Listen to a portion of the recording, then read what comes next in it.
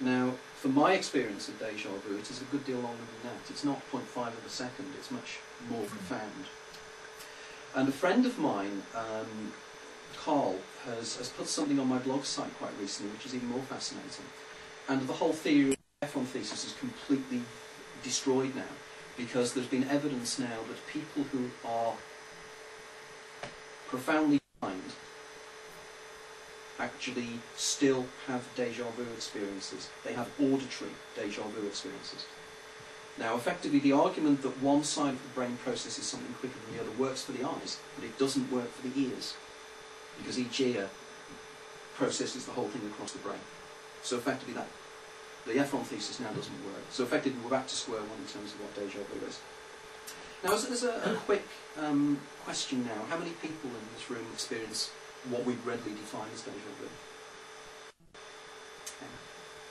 So it's again, we're going along the lines of the standard statistic that Nepe came up with, which is 70% of people experience deja vu.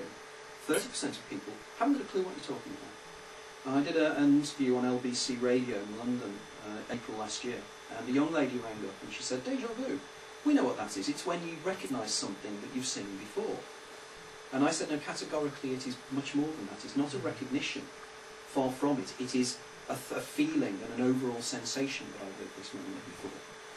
And I've come to the conclusion, over talking to many, many people who experience deja vu, that there are two types. There's the short term, ooh, that's strange, isn't it? You know, that kind of shiver you get up your spine and you think, I've been here before. And rather like losing something in your periphery vision, when you focus on it, you lose it. Then there is another type of deja vu that is experienced by people who have temporal lobe epilepsy and migraine, which I'll come back to later. So I started research on this. The reason I put this particular album up is because deja vu in many ways is a phenomenon. Funnily enough, as a correction, one of the things that Art has pointed out to me, that deja vu is the wrong statement. It really should be deja vu, because it's already lived rather than already seen. And I think he's probably quite right in terms of that. Deja vu. Yeah. And he uses the term, in fact, in another article he does, he has something around about 10 different definitions of different sorts of deja vu experience. You can actually download his papers on the web, by the way, if you just look up Arthur Funkhauser. You can download them. And indeed, Art is doing a worldwide survey of deja vu experience. And if anybody's interested, I can email you the link to this exercise he's doing at the moment to find out the statistical validity and the cultural validity of deja vu. Yeah, because it's more than seeing, it's feeling that something has happened. Yes, it's an overall, it's a sequence, or it's a whole thing. Activity. Yeah. And it's multi-sensual. Yeah. You know. And the thing is as well, it's very, very culturally consistent as well, which is interesting. You know, you would argue that different cultures may have deja vu in different ways. They all have the same experience, but they define it in different ways, but it's still the same thing. Now, one of the things about deja vu is there has been an argument for some time that it's an aberration of memory. And in fact, I think it was Wigan called it paramnesia, I think was the term that was first used when it was first discussed by Dr. Wigan way back about 100 or so years ago. But I was fascinated by the fact that if it is memory, there is something very peculiar about memory and how memory works. Now, I bought this album way back in 1970, in my long-haired dippy hippie days. And the strange thing about it is that I can remember even now every single lyric of that album, every single guitar break, the whole thing. And yet in the morning, my wife goes out and she gives me a list of things to do, which I'm supposed to do during the day. And when she comes home in the evening, I've probably done 15% of them, and I get told off. And she will turn around to me and say, how come you know all the lyrics of all your records and all your songs, but you can't remember the simple things I ask you to do? Now, it could be that my brain is man-wired, which is a possibility, as I can't see things in the fridge when they're staring at me. Or it could, you know, you do that happen. Most of the blokes will realise this when it happens, isn't it? You know, you're looking in the fridge, and you're looking for the I don't know, the butter, and you can't see it, and suddenly this hand comes straight over your shoulder and goes, it's there. And you go, where did that come from? Because it really is, it's a man thing, I think. So deja vu, in many ways, is clearly an aberration of memory in some way or other.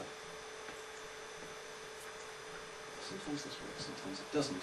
So what I wanted to do was to say, if deja vu is a precognition, as Arthur Funkhauser thinks it is, and I wanted to find a classic example of a precognitive event that could not be argued against.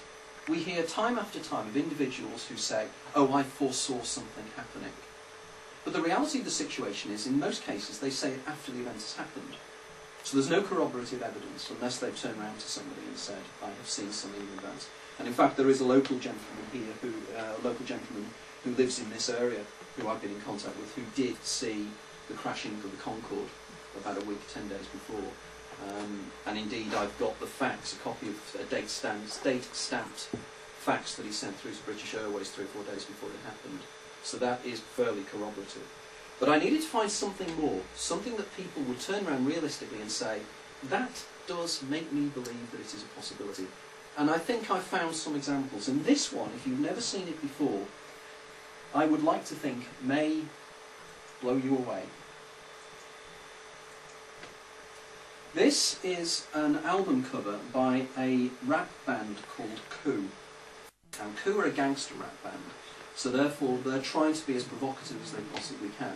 And you can't have an album cover more provocative than showing 9/11 with the explosions taking place and one of the young gentlemen down below pointing out that he is somehow responsible.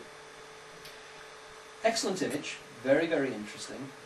Many, many other things that are interesting about this image. But the most interesting was that it was designed in May of 2001. Not only that, but this was on the website of the particular record label, and indeed was due to be released fully within a few days of the explosions. So people had already seen this image. Now the guy that had designed it was called in by the authorities because clearly they thought he had some form of involvement, as they naturally would. He claimed that he had a dream, and the dream images were so evocative that he thought he would make a superb album cover. Now, I've looked at this in many angles, this particular album cover. And what fascinates me is the level of accuracy. This is not just somebody seeing an image and thinking, I'm going to do an explosion on the Twin Towers. He's absolutely got it spot on. If you actually see here, the angle of the explosion is exactly where the explosions took place. He could have placed the explosions in any one of the levels. He didn't. On top of that, which is even more fascinating, is if you look at this picture, it's almost a replica of this one, because he even had a 50-50 chance of getting the wrong tower in terms of his image. But he didn't. He's got the right tower because you can see the other tower behind that has the antennae on it. Now, you may or may not recall, but after 9/11 there were a series of videos that were shown of people who had video cameras on the streets of New York. You recall the one with the firemen and everything where you saw the plane go down the avenue. There was one particular one that fascinated me, where you had a gentleman drinking a cup of coffee in an outside cafe. And the angle of the camera is quite interesting because the cameraman is looking up at him. And as he drinks the cup of coffee, you see the plane go over him and crash into the building. And he ducks like this. Now, I've looked at both of those images many, many times. And I am absolutely convinced that the guy that designed this album cover didn't precognitively see the event. He precognitively saw seeing the event on television.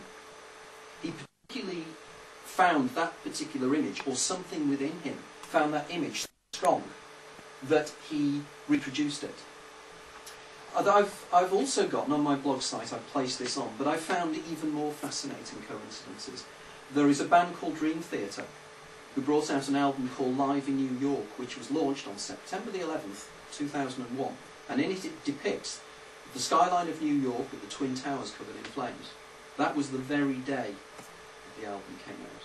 So clearly there was some kind of psychic resonance, for want of a better term, on these events, which is not surprising because it probably was one of the most psychically shattering events that have taken place in probably my lifetime after the assassination of Kennedy. It's something everybody remembers where they were when it took place. So it's not at all surprising that this possibly could be the case. But again, it's evidence of future knowledge.